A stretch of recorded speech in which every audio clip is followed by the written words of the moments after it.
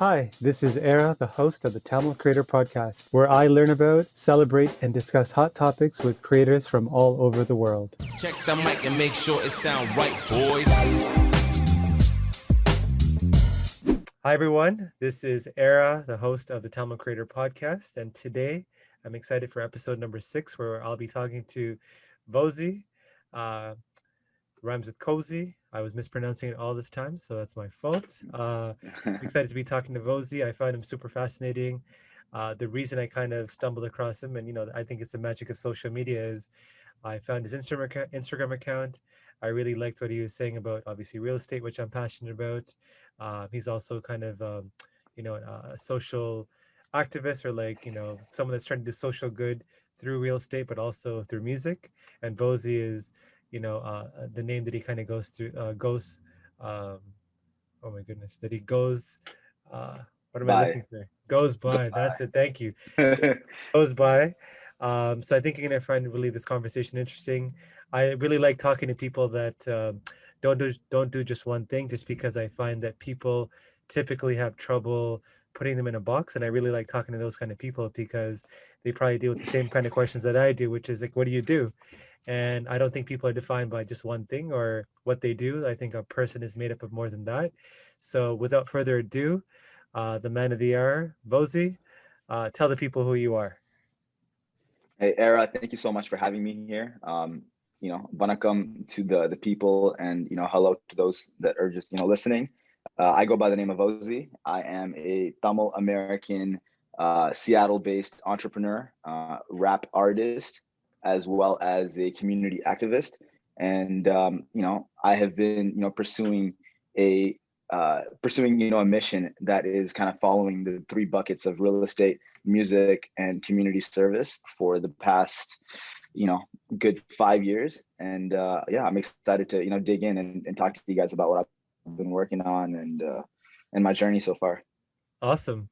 I know I kind of, some of these things we talked about before, but I think for those of you like don't know Vozhi's story, I think you mentioned that, you started off, or, looking at your LinkedIn, you started off in a traditional career, you worked at Microsoft, Accenture, and then, all of a sudden, not maybe all of a sudden, but you made that shift towards more of being an entrepreneur and like doing these different things, like you mentioned, the music, the real estate, just being like a community activist. So tell us what prompted the switch, and yeah, just more about that. Yeah. So, I mean, to kind of, I have to take it back to, just the very beginning of, just childhood and, what I wanted to be, when I grew up, when I was asked that question as a child. And for me, I was always intrigued by the concept of doing business. I'm not sure what it was that, put it in me. Like my dad, he's not he was a corporate worker, and he had, corporate jobs, and he worked, various different types of, in work environments. But for some reason, there was always this kind of entrepreneurial interest in me. And, after my, parents moved the family over to the United States, I started kind of following more the traditional path towards success. And that's kind of what I was always fed. And, that was, get a good job, go to a good college, get a good degree, and, get that coveted 6-figure, salary, income, job, career position, and then you're set. And, I fed into that. And for the longest time, I went and pursued a degree in electrical engineering at the University of Washington. I worked at places like Microsoft and Accenture. And, after a few years of being in that environment, it just really hit me that I wanted, uncompromised, creative and financial control in my life. And being in that type of environment didn't allow me and, the way I'm built to thrive. Right. And, there were just a few different moments, but I recall, one specific time before I went full time in my mission, I actually wanted to take some time off between jobs to find myself. And during this time, somebody who was also in the corporate world told me, hey, like, you shouldn't be taking like time off. That'll look bad on your resume. And though that's like something that I would have thought about differently in the past, at that particular moment, it just hit me very deeply. Like, who does it look bad for? And, who am I really doing all this for? And I kind of went into this existential, thought process for a while. And that lasted for like a year, my last year in the corporate world. And it was during that time that I was just, heavily, digging into and digging into like books and really just trying to find myself on what I could do. And yeah, that led me to going into real estate, just because I was searching for some sort of product or service to launch. And, after just, thinking about what I could do full time that could sustain me, I figured, with real estate, it's the biggest product that exists, and I don't have to reinvent the wheel. There's someone that needs to buy, someone that needs to sell, and there's some logistics in the middle. And if I'm at a place like Microsoft and Accenture, and I'm able to push out these $billion products that are not physically tangible, and I can still, understand how the inputs and outputs of various different, compartments of the organization work together, why can't I take that knowledge and apply it to a, more tangible physical industry that I can touch and feel and be inside of, that gets traded? And that was kind of my thought. And I didn't want to just, put myself in a position where I could just, make money. I also wanted to be a full and complete human being. And to me, that looked like someone who also makes music. And I always had been fascinated by hip hop culture, and was a student of hip hop, and was, a child of just the overall ecosystem. And as someone who grew up in the United States without too many Tamil people and without too many, folks that I could, look up to, hip hop was that empowering force in my life. And as a kid, I was always good at, freestyling, and I always felt that there was, I was always that kid that, when I got the opportunity to rap, whether it's like I got to freestyle or, rap the most famous verse that is currently in rotation, people were always somewhat impressed at, wow, you're kind of good at this. And that's always where it stood for the longest time. But the back of my mind, I knew that I have this deep passion for this craft. That's more than just, I get to, sing in my car and, just get to, show off my, skills every once in a while. Yeah. And so when I began this kind of journey, for me, fully expressing myself and having that as part of my identity was really big. So, I wanted to do that. And, the third aspect of my mission statement, which is, community service, right? That had always been something that had, been instilled in me just through my family, and like my tata being, part of, Periyar's, social, social activism and self-respect movement.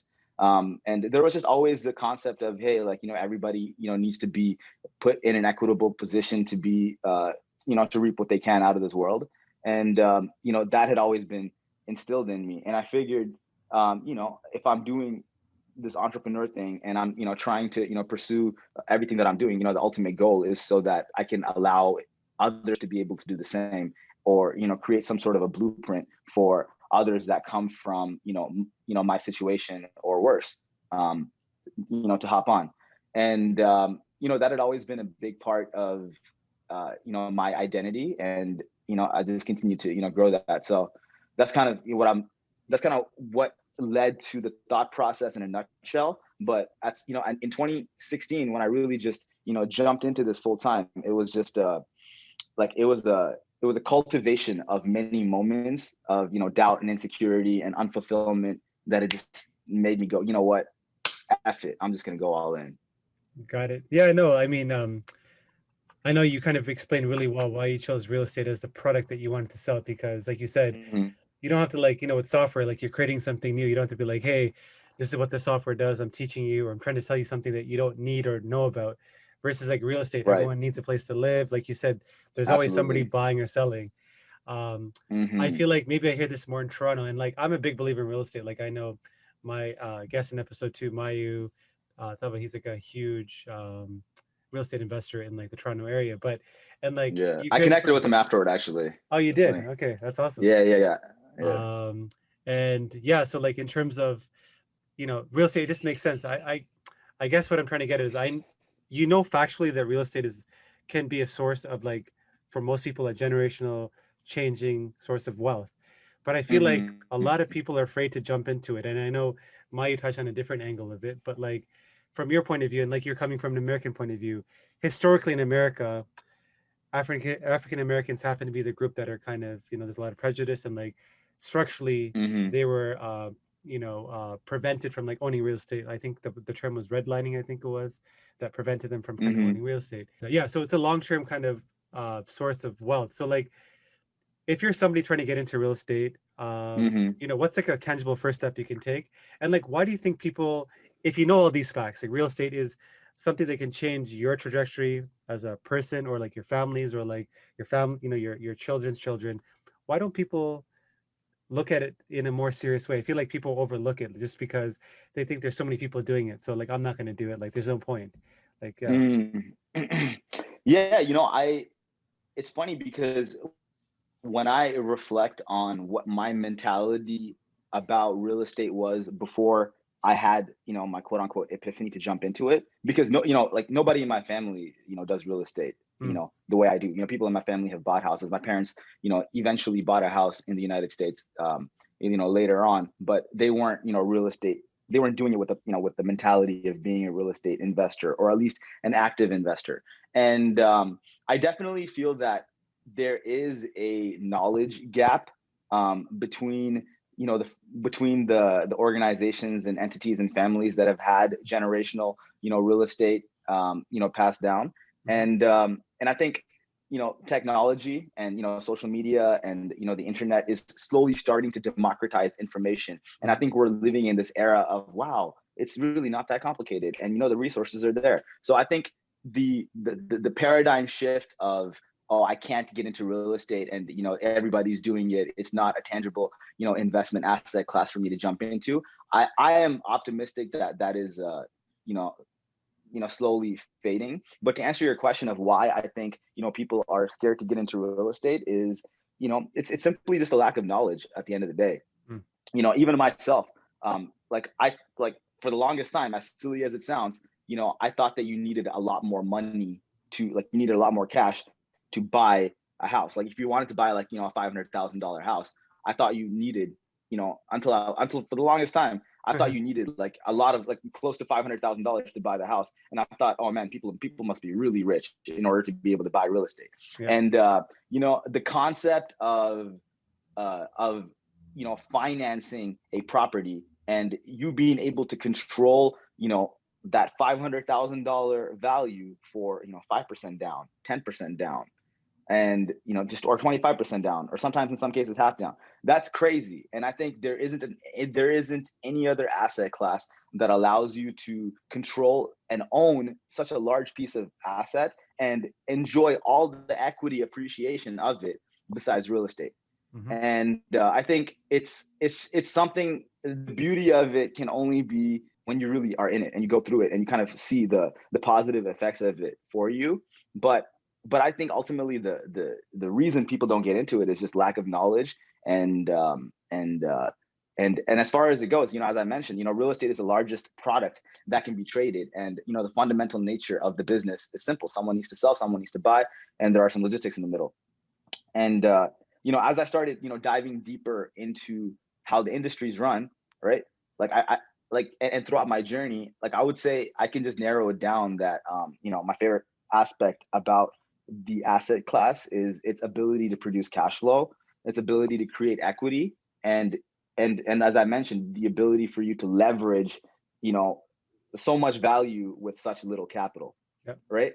And um and i think and i think some of the biggest mistakes that people that want to get into real estate and change their lives, and like, now I'm going to be a real estate millionaire, the mistake that they make is that they look at the industry as a way to make quick money. And like my biggest advice is to take a long-term approach towards this asset class. And the best thing that anybody can do is actively invest in self-education within this industry, as well as expanding your network of people that are actually doing real estate and investing and buying property and flipping and developing and having holdings. How are they going about it? How are they managing their portfolio? Mm. And I think working with those people, and maybe even having your capital work with people like that, could be a great way for people to get started. But ultimately, successful investors know what they're looking for and how to find it. Mm. And if there is any confusion between those two things, or anything in the middle, I think that's kind of where the biggest challenge lies for folks. Well, I mean, I'm sure we can talk more about real estate, but I think particularly what I find fascinating beyond the kind of the real estate is, the fact that you do music and you're a community activist. So with Hmm. music, we kind of talked about it before this podcast started recording, but I mispronounced kind of your name. I called you Hmm. Vozhi versus, Cozy Vozhi. So can you tell the people more about kind of where that name came from? Tell us about your music, your plans with it. Like, I know that, like, in the interview I did with you on Tamil Culture, we talked about kind of the golden Hmm. age of, the creator economy, where it's like never been easier to be a creator and actually potentially make a living from it. So tell us more about Yeah. that, like just your whole musical career and like what you're hoping to do with that. Yeah. So to like talk about the ambiguity around my name. I think a lot of Tamil people can, relate to the concept of, our names being mispronounced and, us creating an identity around, oh no, this is how it's pronounced. So that's just, how it goes. And, for someone like myself, my full name is, Arivozhi, and like it's spelled Arivozhi. And, like you can imagine, in school, like, substitute teachers would have like, and especially my last name also starts with an A. So like anytime they're taking attendance, I would be the first person, and like the teacher would always be like, "I'm sorry, I can't pronounce your name." So this is something that I've been used to my entire life. But I think it's a beautiful thing. And I think the older I've gotten, and now that I've, put myself in this kind of landscape of being this multifaceted individual, I think having a unique name, it adds to the overall identity. And and uh and I feel like, that's kind of where hip hop came in for me, really. Like hip hop allowed me to love my name, and allowed me to love the unique aspect of my name. Hmm. um and because, like if there's a famous rapper, there's not going to be another rapper that's going to name themselves as that. And I just felt there's some sort of, power to, what one calls themselves. And over the years, like at home, my folks, they call me Ariva. But growing up in the United States, my friends either called me either Ariv or Vozhi. And as a deep lover of hip hop, and Jay-Z being one of my favorite rappers, I just loved how Vozhi sounded. And I thought it was just cool, and I just rolled with it. And it wasn't until way later that when people started calling me like Voli or Vuzi or Vazi or however it is, I realized, oh, there's avenues for mispronunciation, but it's all good because, I get to have this conversation, and I think it's a cool conversation to have. But to answer your question about, kind of music and hip hop and, all that, hip hop has always played like a huge role in my life, ever since moving to the United States Yep. from Tamil Nadu at like a very young age. And having been one of the first, Tamil families in the greater Seattle area, like I always had a lot of confusion about my identity. And as I mentioned before, hip hop, bridge that gap. Not only did I learn how to, speak and perfect my English through hip hop, like growing up, like as I mentioned, I took part in these lunchroom freestyles and hung out with like other friends that were also into it. And throughout my entire relationship with loving hip hop, I was not only consuming, like the hottest albums that were coming out, I was also like secretly in my head, and sometimes on paper, or however I could, I was creating and I was writing, and I was like taking the flow of, like one of my favorite rappers, and making my own flow out of it, and like adding my own bars in the exact same melody, and things like that.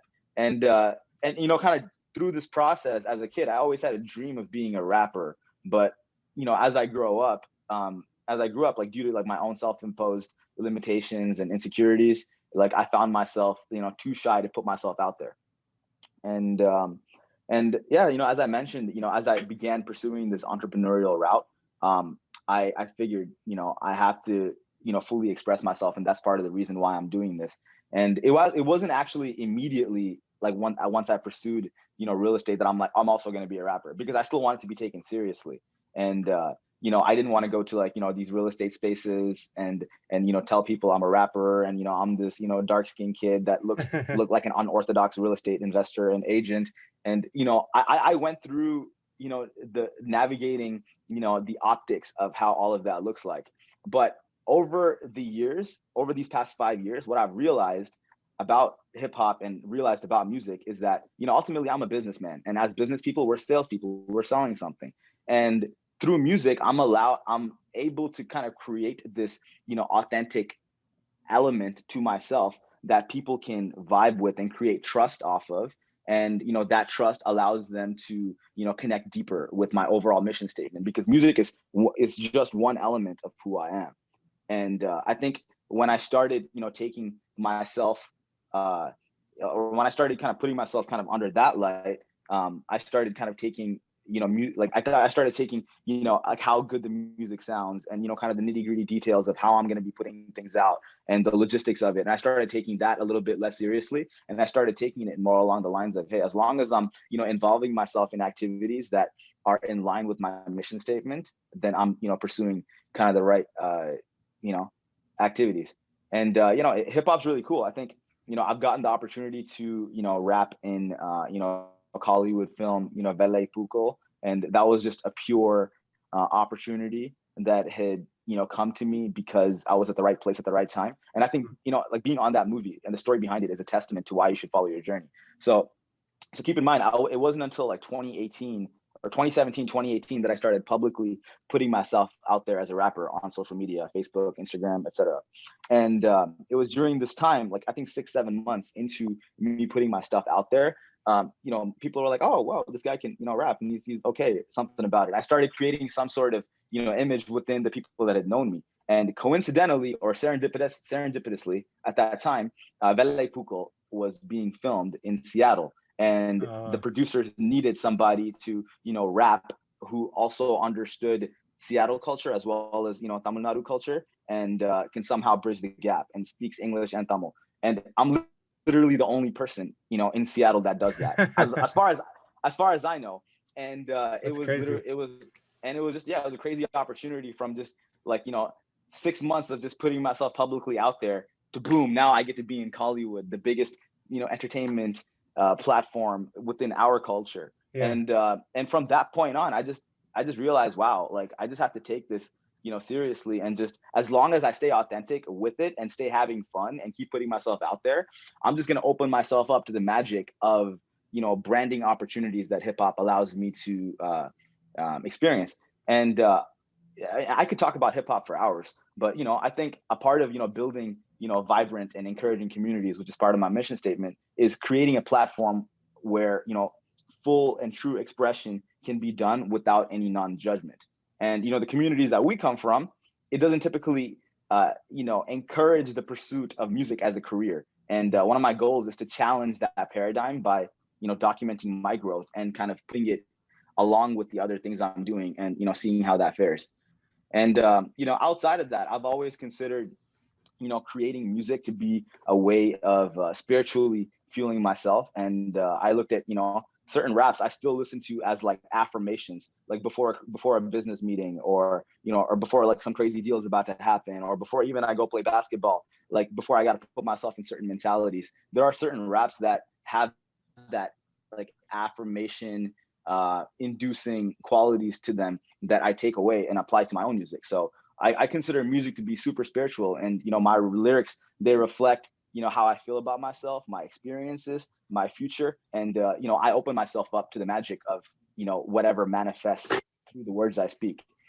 And you mentioning kind of the golden age of this creator era, and where we're at. And as far as my personal thought goes, like I don't think I've necessarily gotten to the point where I've maximized my content's monetization potential yet. My strategy so far has just been to create an ecosystem that adds a lot of value to my audience. And I think we're living in this era where consumers are becoming a lot more savvy, and they're looking for brands and businesses and organizations that they can connect with and develop trust through. And one of my theories is that rather than using social media to only show your accomplishments, or just however you want to use it, treating it as a tool to document your progress creates this foundation of trust and loyalty with your audience. And as I mentioned before, as salespeople, this trust is what drives revenue. Content creates relationships and engagement, and this engagement creates trust, and the cultivation of that is going to create monetary benefit. And so the way I'm going about it now is that I'm posting daily content that just shows direct visibility into what I'm actually doing and working on. And I think, like though, certain elements of my brand, they might seem like unrelated, like music and real estate. What is that? How does that even, work together? I've noticed that, the more consistent I stay with what I'm doing, the people realize, oh, that's who he is. He's the guy that, raps and at this, and goes and, lists his house for sale. And yeah, so I just kind of look at it like that, and depending on the type of creator you are, the road to monetization can be, long and gruesome, but it's all about the timing and understanding what your core values are and creating a brand around it. And I think once you start creating a successful brand around your core values, whatever product or service you want to integrate into it, you can test and A/B test and see how that goes. Yeah, I think two things you kind of said there stood out, which is do something for a long time and stick with it. So I think a lot of Mm-hmm. people try something and then they kind of give up too early. I think if you are passionate about something, I think it's like I had a conversation with a guest yesterday and she was saying, don't look at the numbers. Like for me, for doing this podcast or even like content that I write or like stuff that I do, it's not really about me. It's really more about, for me, it's like the process of evolving. Like you said, like there's Absolutely. nobody's a finished product, right? Like every day you're evolving. You should have that mindset. So I don't look at the numbers. I look at how am I getting better? Am I, asking better questions? Am I, showcasing other people really well? Like that's the metrics that I look at. It's not about me. Um, Absolutely. I'm sorry, you're going to say something and then I'll jump on after. No. I was just like, sorry, you just got me really excited because I think that was another topic that I want, or another point that I wanted to mention is that throughout this whole kind of journey for me, one thing that's really important is to not get caught up in the metrics that society sets. Hmm. How many followers do I have? How many likes am I getting? How many comments is this having? How many streams, what was my revenue this month? Yeah.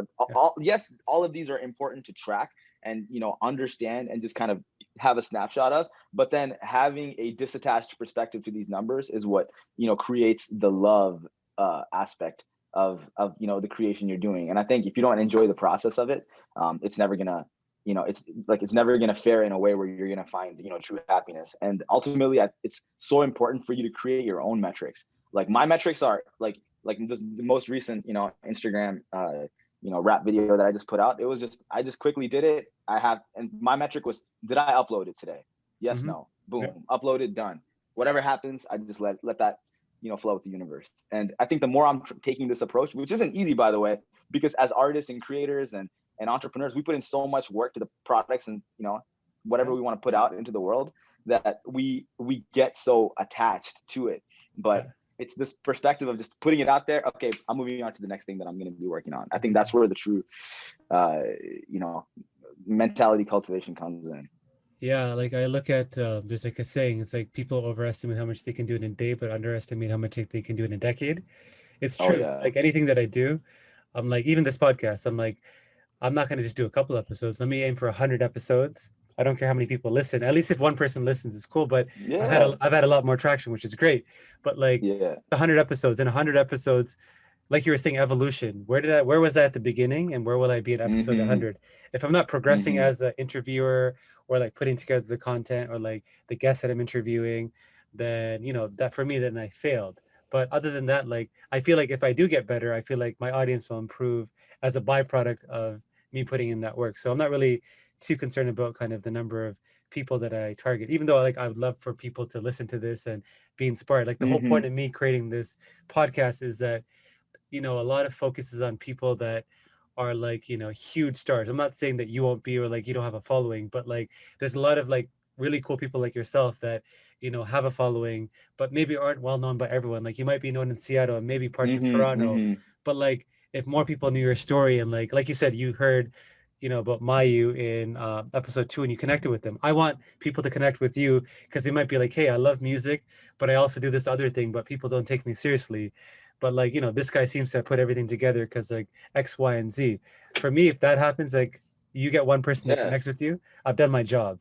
So like, That's it right there. I yeah, love it. so No, it's like yeah, it's all about the depth, right, and not the width. People yeah, focus on how many people are listening and watching and like reading my stuff. It's not about how many. It's about who yep, is it, and for me, it's like, yeah, I might put up a video on Twitter that might have only 10 views, but then that got like one DM from one person that I really wanted or something. You know what I mean? And I Exactly. think that's where the excitement comes in. And I think when you kind of cultivate them, and I still remember, I mean, like there have been, pieces of content that I've posted that have, gone over 100,000, views and things like that. But I remember the excitement that I felt when I got 100 views. Yeah. And I don't look at it it's crazy, but in my mind, I'm not looking at them differently. Yeah. I'm like, it's exciting, and I can recognize, yes, it's 100,000 views or however many. And but I think, just really truly falling in love with the process is where all this begins. Yeah, I think it's like there's a saying in the startup world, I forgot who said it. I think it was Sean Parker, the guy who started Napster, where he said, when you do startups or just kind of anything difficult, it's like doing a startup is like you're like eating glass. It's like it's like, you're kind of tasting the blood, like your own blood. But it's like, when you do difficult things, I feel like I don't think it's that bad, but I feel like what I do, I think I take for granted. And similarly, I think for you, you're process oriented. Like, I think we take for granted how long we are willing to do things that might seem tedious and boring. It's like my wife tells me all the Absolutely. time, she's like, I can't believe you do that. But I'm like, I don't know. I don't see it as a hard thing, but I think we're so immune to the difficulty of what we're doing. We don't kind of Yeah. give ourselves credit for that. So yeah, it's just Yeah. kind of, yeah. It's not, and it's like for the math nerds out there, it's not about, the position you're at, it's the derivative at which, Yeah. like it's the derivative of the point you're at, right? It's, Your it's, trajectory. it's It's compound not where you're interest. at, it's your trajectory. Well, Exactly. it's compound interest. It's like the eighth wonder of the world, not just for money, but it's also for your effort. Mhm. Like they always have this graphic, like you improve 1% a day or a month or whatever. It's like 37%. No, it's like you improve 1% a day over a month. That's 37%. So it's like, it's crazy how much It is significant. yeah. So like for me, I look at it as I'm willing to do this 1% or 0.1% improvement every day. But in 10 years, I know like I'll be a different, like a better version of myself. But I feel And like, that's such facts. but it's crazy that I don't know, I guess people that I talk to don't like want to do that work, but it gets to each their own. But like it's just for me, I've seen the magic of compound interest, not just investing. I've seen that, Yeah. but just in myself, like where I was 10 years ago, where I am now. Yeah. And I It, think, and that's such a defining character of entrepreneurs is our tenacity and our ability to not give up and our ability to not judge ourselves based off of like the incremental progress we make. I think yes. the people that are really smart get so frustrated with the incremental progress they make that they're like, ah, screw it, I'm just going to give up. Yep. And there's those folks, and then there's also folks that I meet that are, that'll talk to me about this idea and vision, and I can sense this like, flash of excitement in their eyes, and then they're like, yeah, okay, well, I'm gonna begin in 1 year when I have this and this in my life aligned, and the stars are aligned, and that's when I'm gonna do it. Yeah. And it's this very specific set of people that are just willing to be like, what, I'm willing to die for this. This is what I Yeah. do. Yeah. And it's tough, in the times we're living in. You need to be able to capitalize yourself. You need to be able to pay your bills, and you need to have society perceive that you are successful. And whether people like it or not, there is all of these aspects that drive your motives. And being an entrepreneur is it's this ego death that you have to go through with yourself, and just consistently just put the work in every single day, and then Yeah. just have that faith. But one thing I will say is like, sometimes I fall victim to this. Like when I'm talking about most people, I don't like people when I have conversations, they always refer to the extreme. So like, you know, um, I know there's people, especially during COVID, that have been hit hard, like you don't have time or the energy to kind of think about improving yourself. I definitely get it. I guess I'm talking to Mm-hmm. more of the people that, finances are not an issue. Like you're fine during this time. And like, that you have the time, you have the energy, you're financially okay. But like, you're going to complain about a year from now when you look back and be like, hey, I didn't do something during this time to better myself or like set myself up for that.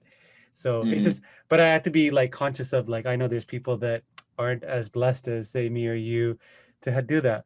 But like, I don't know. It's just like I'm not articulating this right, but I feel like people just give themselves excuses. I feel like, or they're looking for an excuse. Like, investing wise, I think I was listening to a podcast where this guy, he was like a student, and he was saving and working while he was in school. Then he lived with his parents, and while he was living with his parents, he saved up money and invested.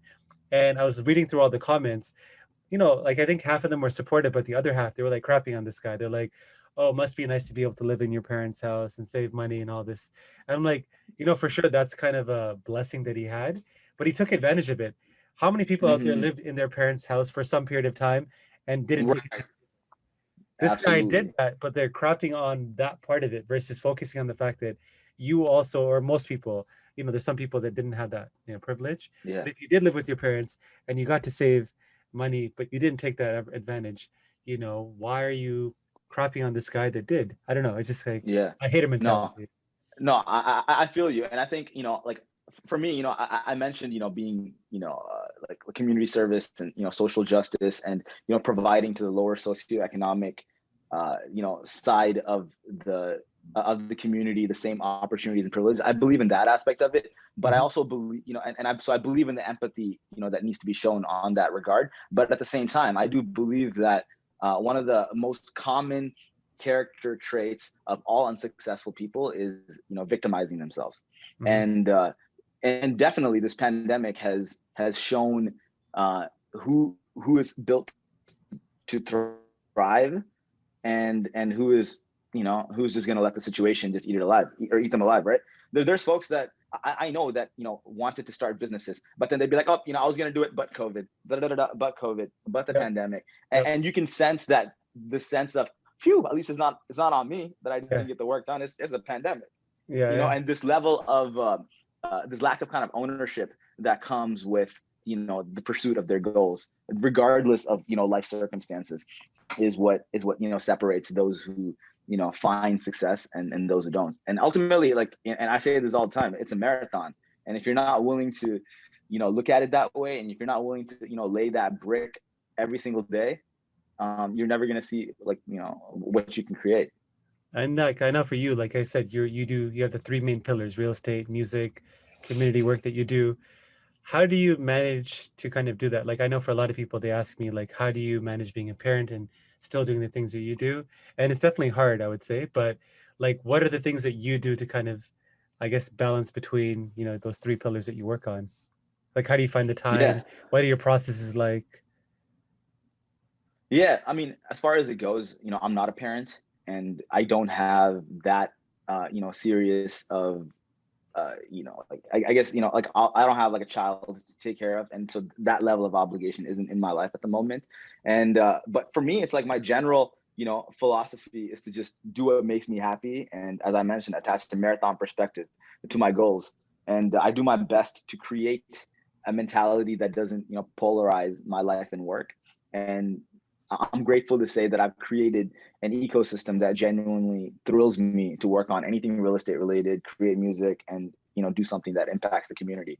And I think ultimately it comes down to, not judging myself on, what I can accomplish in a day, and rather just, be involved in the activities that allow me to, um, do either real estate, music, or impact the community. So, as I may or may not have mentioned earlier, but my mission statement is to integrate real estate entrepreneurship and investing with culture, music, and technology to inspire positive change in the community.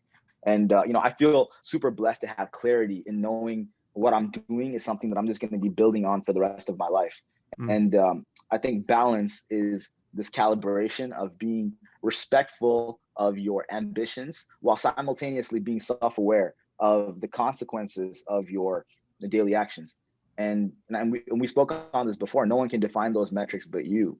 And mhm. if you do a, decent job of defining, okay, what is it that I want to accomplish, within these buckets, then that's just how it goes. There'll be, like, months that'll go by where I don't even make any music or even touch that. And then there'll be like 2 weeks that go by where all I do is just music.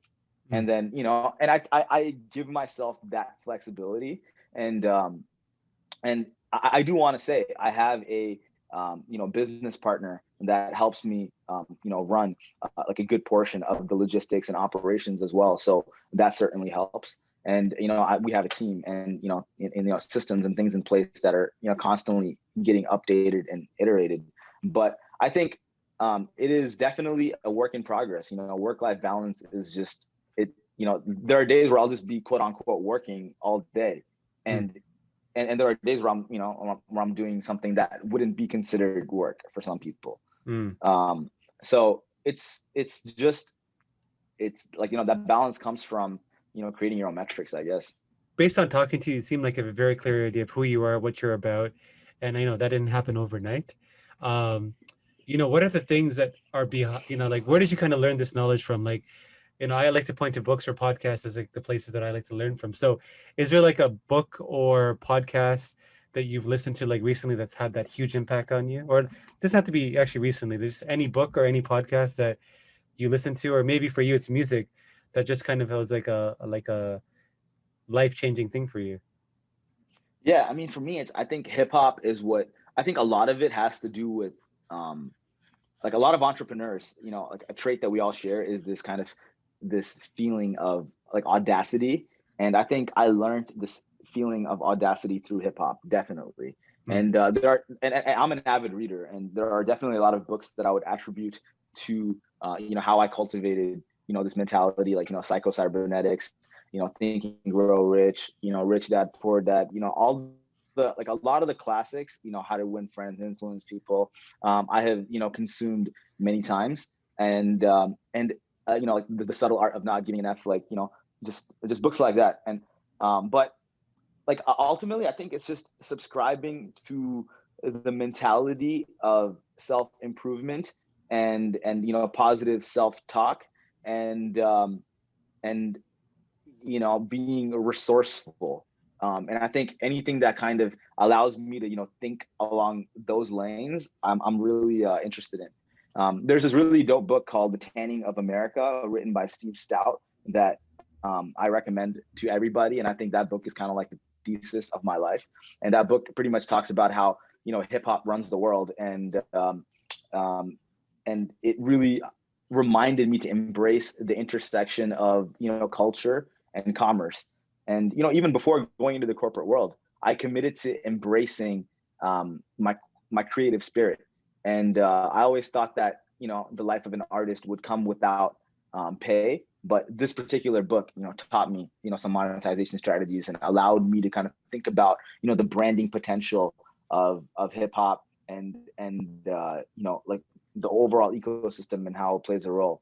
But yeah, I love reading books about, psychology and just other people's success.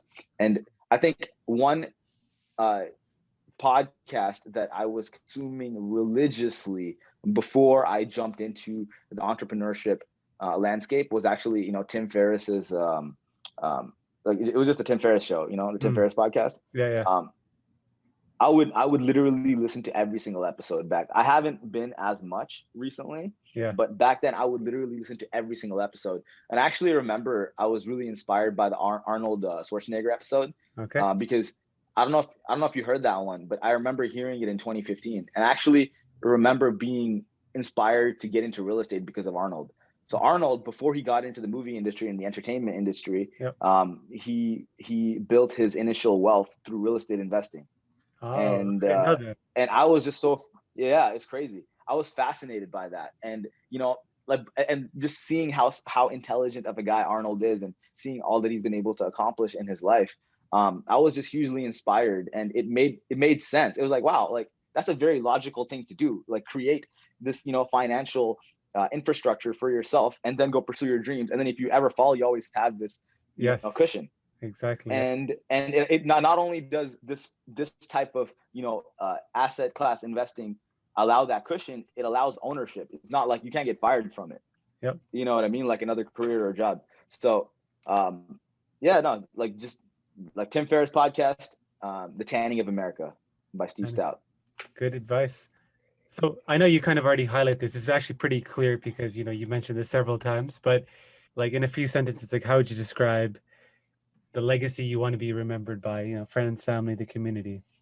I just want to be known as someone who gave it his all and relentlessly pursued his dream and remained true to himself. I pride myself on being the type of person who wears his heart on his sleeve, and throughout doing this in my journey, there have been a handful of people I've gotten to inspire. And I think that feeling of inspiring folks is what excites me the most. And I want to continue living a life where I get to, educate myself on who I am and just continue, pursuing that. And as long as I keep doing that, I think, however people choose to remember me will be reflective of that. I can't control how people choose to remember me. All I know is that I can just continue being who I am and expanding upon some of these, fundamental pillars that I have now come to realize is the truth. So you talked about, you hoping to inspire somebody. How about people that inspire you? Like who's somebody in the global Tamil community that inspires you, and even someone that's non-Tamil? Oh man, that's such a tough question to answer. Like there are just so many people I'm inspired by within can I give a cheesy answer and say, the parents that, It's not a cheesy left their answer. motherland? No, I think Okay, well, you're like the for second or me, third person who said that. Yeah. yeah, I mean, if I really think about, who's the person that inspired me the most, like I would, have to say it's my parents, it's my folks. They came here, to this country before Google Maps, before, they can just simply, type how to, get your taxes done before, and with this language barrier and with cultural barriers, still able to, do the job day in and day out and provide for the family and build a foundation and, put a roof over my head and my brother's head. I have like I am forever grateful for the effort that and investment that they put into me, that they are the people that I'm inspired by daily. And I'm constantly reminded of their hustle every single day. So as far as, the Tamil people that inspire me the most, it'll have to be, the ancestors that I have the closest proximity to, and that's my parents. And non-Tamil, let me guess, Jay-Z? Non-Tamil, I love Jay-Z. I would say Jay-Z is one of my, just favorite rappers, just because of his ability to, one of his lines, "I'm not a businessman, I'm a businessman. Yeah. So let me handle my business, man." Yeah. And so I just love that aspect of his identity, and I'm hugely inspired by that. Another, huge inspiration of mine is, the late great, Nipsey Hussle. Yes. He was somebody that integrated, It's real estate crazy. entrepreneurship with culture, music, and technology. I've only done 6 or 7 recordings. You're the second person that said Nipsey Hussle. That's how inspiring of a human being he was. Yeah. And he was someone who said that the highest human act is to inspire. Yeah. And I take that very seriously. But I'm inspired by just folks all the time. And I'm inspired daily by people that I see in the conversations that I have. I'm inspired by the big giant corporation owners, as well as someone on the street that I meet that just gives me some sage advice. Yeah. And I think opening yourself up to learn from anybody, it's a beautiful thing, and I do my best to subscribe to that. In terms of you talked about being Tamil is kind of your big part of your identity. That's how I view myself. It's a big part of who I am. What's been the impact of the Seattle Tamil community? Like for me, I didn't even know there was a sizable community. You're probably the only person that I know of. I might know maybe one other person, but give us a sense of what the community is like, the size, how connected you guys are. Yeah, so I grew up in the greater Seattle area without feeling too much Tamil representation. But there were always, certain events, 1 or 2 that'll happen, throughout the year. There was a Tamil Sangam that began in Seattle, I think in probably 2003, 2004, around that time period. And my pops was actually, was a big volunteer of that organization during that time. And so that was a time I got to kind of see and interface with some of the Tamil community. But as far as, kids go, I was probably one of the older Tamil kids that grew up in the Seattle area. When I was growing up, there was nobody, I would say, not nobody, there was barely anybody that was, my age, or at least within my reach. I didn't have, other Tamil friends immediately within my kind of age circle growing up. Like I said, the closest Tamil person that I could relate to was my younger brother. And but yeah, I'm sure there were other Tamils scattered throughout the city, but we're aware. And during my childhood and teenage years, I think the Tamil community here started growing a little bit, but it didn't have too much of an impact on me, just given that there weren't other folks that were close to my age. It's nothing like Scarborough. It's not like Yeah. it's like it's just like there Tamil thrives. And No, you're right. I think we so take it for granted because even 100% you guys do. like even in like where my parents live, in most parts of the city, you have like a grocery store every block. In that part of Scarborough, you have like a Tamil grocery store every like 5 minutes. Like you can walk to one. Like it's Yeah, crazy. for sure. But I will say though, the Tamil community in the greater Seattle area is definitely growing, and I think now there are about 7,000 Tamil folks in the greater Seattle area. And Yeah. through the organizations and community initiatives I have gotten to be a part of, I get the opportunity to work closely with the Seattle Tamil Association and the Seattle Tamil Sangam. And like before I began my entrepreneurial venture, there was a couple of years where I actually taught Tamil to some kids, just as a way for myself to learn how to read and write the language better. And so I've been involved with the community that way. The Seattle community does have passion for it, but I think it requires a lot more youth-oriented initiatives. One thing that I'm proud of that we've accomplished is that we have gotten to talk to the governor of Washington, and we have officially made March 9th Tamil Heritage Day. That's awesome. In the state of Washington. It's the first state in the United States that has recognized Tamil people as folks to give a Heritage Day to. And that mentioned that there's around 7,000 Tamil people in the greater Seattle area. So it's a sizable number, and I'm starting to when I be at grocery stores and things like that, I hear Tamil here and there, and it's a beautiful thing. And I look forward to the growth, and I hopefully like my journey can kind of push the Tamil community in the right direction, hopefully. Well, I mean, this podcast is called The Tamil Creator, and one thing I like to ask everybody that comes or hops on is, what's one piece of like tangible advice you'd give to aspiring or like fellow Tamil creators? Just know that whatever effort you think you need to put in to make your dream happen, be prepared for 10 times the amount of effort that you think you need to put in, and just commit to it, and don't give yourself a timeline on how things need to happen, but rather fall in love with the process of how that's going to be. And one of my favorite quotes ever is, you care a lot less what other people think about you when you realize how seldom they do. And as someone who grew up right in the Tamil community, or not Tamil community, with Tamil parents, I'm used to hearing things like "Aduthavanga enna nenaipanga," you know what I mean? Yeah. And I think that's such a deeply ingrained part of our culture, to worry about what other people think, that I really had to just chop that mentality and just shred it, because ultimately like we tend to over dramatize our failures more than anybody else. And like folks have their own issues to deal with, and you're lucky if they think about you for like a little bit of time, and even if they do, they're going to move on with their own life.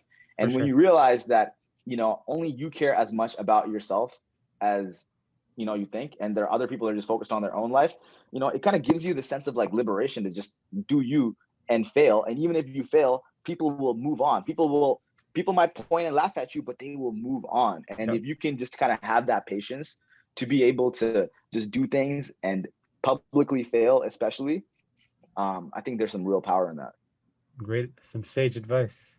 We've kind of got the serious stuff out of the way, so now I want to do something called Would You Rather. Essentially, I'm going to give you two things, and you're going to pick one and tell me why. Okay. All right, so first one's an easy one. Mutton rolls or kothuroti? Kothuroti, for sure. Damn, just that's because, like that's been like everybody so far. Wow. Okay. Yeah. I mean, it's just that's an easy one. Why? Like I mean, mutton rolls are great, but it's like I think I need kothuroti more often than I need mutton rolls. Like I feel the craving for kothuroti more often than I feel the craving for mutton rolls. Both are delicious, but is there like a go-to spot in Seattle like that people go to, or are there more than one? No, actually, the funny thing is, like, the go-to spot was, like my parents' kitchen, and and and I was just like craving it for the longest time. And actually, like 6 months ago, I came across the spot. It's actually a North Indian spot, but they make like the bombest kotu roti ever. And they call it Okay. kotu paratha, but it's It's it's the same roti. stuff. But Yeah, yeah, yeah. yeah. It's good stuff. It's a good I'll answer. take you out there. I'll take you out there when you come to Seattle next. All right. So I know you like basketball too. So I don't know if this Yes. will be a tough one for you. Would you Mhm. rather be a star athlete or a star rapper? Uh, I think, I mean, like, just a star rapper, just because like that's already kind of the path that's closer Okay. to where I'm headed. Yeah. But if you asked me this question when I was 12 or 13, I would have had a different answer. Like, basketball had always been a big part of my life growing up. Like, I have played competitively and recreationally, like, since the age like 12 till now. And have like a deep passion and love for the sport. But I just don't see myself, just competing in the NBA the way I look right now. And my next one was going to be, it would have been two, like, I think, biased. I was going to say Jay-Z or Nas, but I'm going to say, I'll go with the more conventional debate. Biggie or Tupac? Tupac. I'm like, it's like, I have massive respect for Biggie. Biggie is one of the greatest ever, and I actually don't like that question that much. But if I were to really like pick, okay, who had more of an impact on me, definitely Tupac. I think the passion and the the preciseness he had with his words was different. I think Biggie, I respected him more for his cadences and flow, and Yeah. bringing kind of this like R&B groove element to hip hop. And I think he's one of the dopest like flowers ever to grab the mic. But Tupac, he just has this, he has the heart of a poet, and he's someone who wears his heart on his sleeve. And this guy, he died at age 25, but if you look at all the things he's accomplished in his life, like the movies he's been in, the albums he's dropped, the singles, the poetry books that he's written, all before the age of 25, coming from the circumstance that he comes from, Yeah. it's it required a different type of mentality to be who Yeah. he is. Yeah. And like, for me, it's so definitely Tupac. All right. Okay. Next one is condo or house? uh Depends on how cheap I can get it. But you know you don't, that's but it. like, Like, it's just but philosophically, you don't like prefer a house or condo, like putting the numbers out of it philosophically. uh I would say a house, just because like I would, that's the industry I'm in. I'm more fascinated by houses than condos. And I can arrange a house a lot better in my head than I would a condo. But I think, like, I currently live in a condo style type of situation right now. But Got it. it really depends. Yeah. Okay. Toyota or Tesla?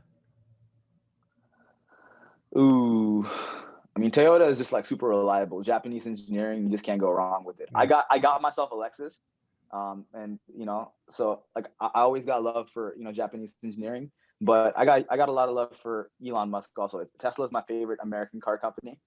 Um, that's a tough one. I think that's a tie, It's a tie. Okay, you got to pick one. man. I would say Toyota in my past life, Tesla in my future life, I guess. Okay. Warren Buffett, because it could lead up to the next one. So Warren Buffett or Elon Musk? Mm, I would say Elon, just because he has a pizzazz to him that I think is cool. And he's someone who interacts with the community and his following in kind of a jovial manner, and he doesn't take himself as seriously. And I think that's something that I find very relatable to Elon. As much of a genius as he is, he can just sometimes say and tweet the dumbest things, and I find that very humanized. I find that a humanizing aspect of Elon. But yeah, I got a lot of respect for Warren. He's the goat. But I would definitely say Elon. Elon's Elon. And the last one is Seattle or Chennai? Ooh, that's a tough one, man. I can't even. That's like I can't say one, man. I just unfortunately I can't give you an answer on that one, just because Chennai is it's my home. You know, my Pati, she still lives over there. I have, you know, family over there. You know, like granted, I haven't, you know, been over there in, you know, like 4 or 5 years now. I have like a deep, you know, love for Chennai, and Chennai will always be home to me. And Seattle has been something that I've made my home over the course of my life, and I can't ever abandon Seattle either. Seattle is, you know, Washington kids, Washington grown Seattle kid to the bone. You know, I'm in the zone. I'm in the zone with gray clouds and rain sounds. Like I deserve all these blessings because I stayed down. Like I love Seattle, and at the same time, I can't compromise on Chennai either. So that's a tough question. I just can't answer it, bro. You copped out of that one, but fair answer. I did. Fair answer. That's it, man. That's a wrap. I think you know, I think that concludes the podcast, and you know, thank you for participating in it. I think the people that I think for those of you to kind of tune into this episode, you're gonna find, you know, Vozhi as interesting as I did. I think I won't kind of wrap up too much. I'll let you kind of listen, but you know, we'll probably have him on in the future again. I'm going to keep an eye on what he's up to, especially delve more into kind of the community work. You know, we talked a lot about the real estate and the music, but you know, the third part of it we didn't really dig into as much today, but I want to dig into later. So that's great. You know, for the people that want to connect with you, you know, maybe tell them, you know, if they want to reach out to you, whether it's for like real estate collaborations or even like on the music, or just connect with you, where can people find you? And yeah, tell them. Yeah, you know, I go by Vozhi. That's Vozhi on, you know, all platforms: Instagram, Twitter, etc. And you can find my music also by searching Vozhi on all streaming platforms, whether that's, you know, Spotify, iTunes, Apple Music, Amazon, YouTube, etc. And yeah, the best way to reach out to me would just be to, you know, message me on the platforms that I'm, you know, engaging with. Awesome. Please give this podcast a 5 out of 5 on whatever platform you're listening to. Really helps kind of create more visibility around the podcast.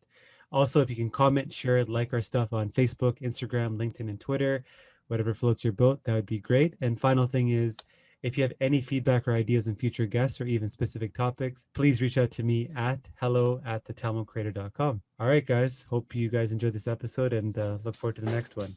Check the mic and make sure it sound right, boys.